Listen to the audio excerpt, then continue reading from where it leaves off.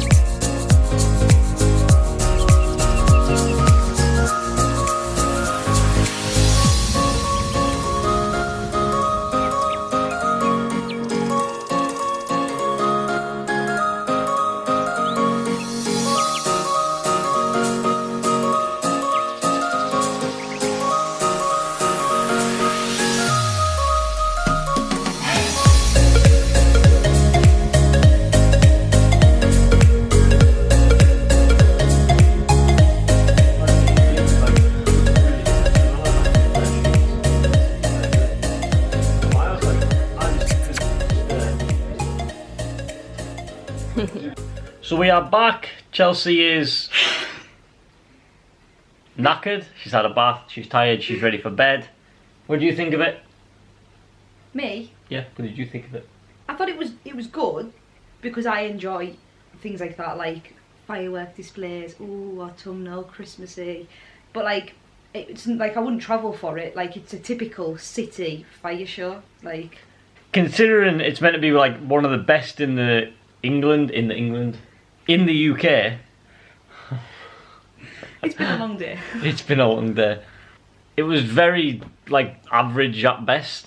I don't know. I think this year in particular it went worse. quicker.